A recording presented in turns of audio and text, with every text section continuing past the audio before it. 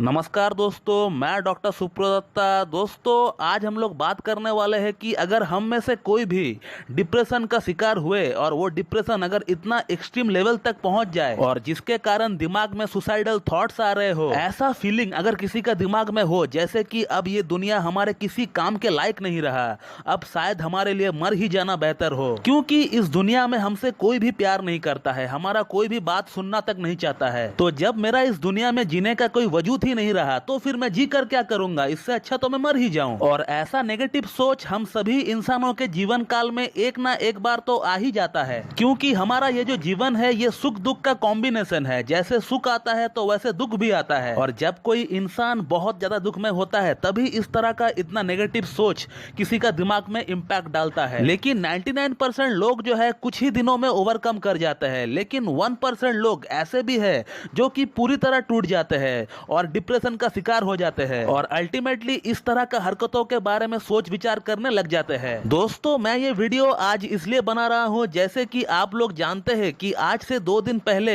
एक बेहतरीन उभरता हुआ कलाकार Sushant Singh Rajput, a rising star, went away so early just at the age of 34 years and the reason for suicide was depression. हमारे देश में एक सर्वे के अकॉर्डिंग हर 45 मिनट में कोई ना कोई एक बंदा सुसाइड से मरता है। तो मैंने सोचा कि क्यों ना इसी टॉपिक का ऊपर एक एक्सक्लूसिव वीडियो बनाया जाए। तो आज इस वीडियो में हम लोग ये जानेंगे कि क्या होम्योपैथी में इस तरह की कंडीशन के लिए कोई रोल है, क्या कुछ होम्योपैथी और एक होम्योपैथ कर सकता है इस तरह का मानसिक अवस्था और इस तरह का सुसाइडल थॉट्स को रोकने के लिए। तो दोस्तों, सबसे पहले मैं आप लोगों को यह बताना चाहूंगा कि डिप्रेशन कोई रोग नहीं है, यह जस्ट एक मानसिक अवस्था है और इसके कारण अनेक हो सकते हैं। कोई डिप्रेशन होता है अपना जॉब को लेकर, अपना करियर को लेकर, अपना स्टडी को लेकर, अपना रिलेशनशिप को लेकर, अपना सेहत को लेकर, और भी इसके अलग अलग बहुत सारे कारण हैं और वो कारण छोटा से छोटा हो सकता है और बड़ा से बड़ा हो सकता है। कुछ लोग तो ऐसे होते हैं जिनको अपना लाइफ में एक छोटा सा प्रॉब्लम को टैकल करने के लिए भी उनको वो प्रॉब्लम बहुत बड़ा लगता है और खुद से वो प्रॉब्लम जब सॉर्ट आउट नहीं कर पाते हैं तो फिर वही इंसान जो है बाद में डिप्रेशन का मरीज बन जाते हैं और वो अपने आप को खत्म तक कर लेता है। सभी लोग इस तरह डिप्रेशन होने पर सुसाइड नहीं करते हैं, मैक्सिमम लोग तो ओवरकम कर जाते हैं। कुछ लोग तो अपना मन की बात अपना फ्रेंड से शेयर कर लेते हैं, अपना वाइफ से कर लेते हैं, अपना पेरेंट्स से कर लेते हैं, तो वो लोग डिप्रेशन से काफी हद तक मुक्त हो जाते हैं। लेकिन कुछ लोग ऐसे भी होते हैं जो कि अपना मन की बात किसी से शेयर नहीं कर पाते हैं। उसे ऐसा लगने लगता है कि घर वालों से कहूं तो शायद घर वाले मेरा बात को सुनकर वरीड हो जाएंगे, या फिर दोस्त को कहूं तो शायद दोस्त मेरा बात सुनकर बोर हो जाएंगे, और अल्टीमेटली ये जो है अपना मन की बात अपना मन में ही दबा कर रखता है और इसी बात से इनको एक घुटन सा महसूस होता है और अल्टीमेटली ये जो है डिप्रेशन की शिकार हो जाते हैं। तो जो लोग ऐसे सोचते हैं कि अगर मैं अपना फ्रेंड को अपना मन की बात बताऊंगा तो शायद वो मेरा बात सुनकर बोर हो जाएगा, या फिर मैं अपना फैमिली वालों को अपना बातें बताऊंगा तो शायद वो मेरा बातें सुनकर वरीड हो जाएंगे, तो जिन्हें भी ऐसा फील होता है तो फिर आपको किसी को कुछ कहने का जरूरत नहीं है। आप एक डायरी लीजिए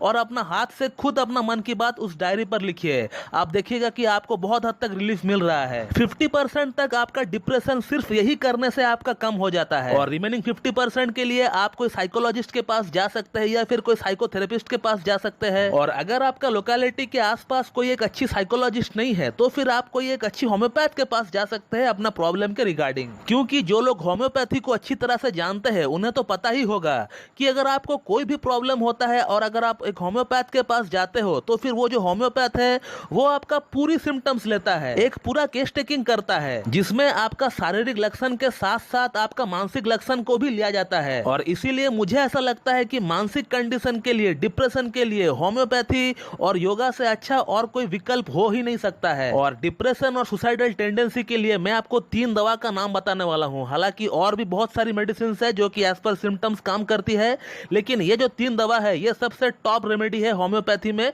इस तरह की कंडीशन के लिए। तो जो पहला मेडिसिन का नाम है उसका नाम है medorrhinum, and medorrhinum is the most saddest and most pathetic drug of the entire materia medica. Patient जो है कोई बात को लेकर बहुत दुखी है, कोई सदमा पहुंचा है पेशेंट को और उस इंसिडेंट के बाद पेशेंट अपना लाइफ जीना ही छोड़ दिया हो, पेशेंट अकेला में रहता हो, किसी से कुछ नहीं कहता हो, अपना मन की बात मन में ही दबाया रखता हो, तो फिर इस तरह की पेशेंट को टैकल करने के लिए तो medorrhinum is the first remedy to be thought of. और अगला जो दवा है उसका नाम है नैट्रम मोर, और नैट्रम मोर आजकल की डेट में खास तौर से काम आने वाली एक मेडिसिन है। जहां कोई नौजवान जैसे ही प्यार में कोई धोखा मिलता है तो फिर अपने आप को खत्म करने के बारे में सोचते हैं, या फिर एक ही सोच जो कि दिमाग में बार बार आ रहा हो, वही बिताए हुए लम्हे, वही एक ही चेहरा दिमाग से हटने का नाम ही नहीं ले रहा है। कोई भी काम करता है, कहीं पर भी जाता है, तो वही जो एक सोच है बार बार पेशेंट का ख्यालात में आते रहता है, और इस सोच के कारण पेशेंट अपना जिंदगी में आगे बढ़ नहीं पाता है। तो फिर इस तरह की सोच को खत्म करने के लिए नाइट्रम मूर के बारे में हम लोगों को पहले ही सोचना चाहिए। और जो लास्ट और जो फैंटास्टिक रेमेडी है इस तरह की कंडीशन के लिए,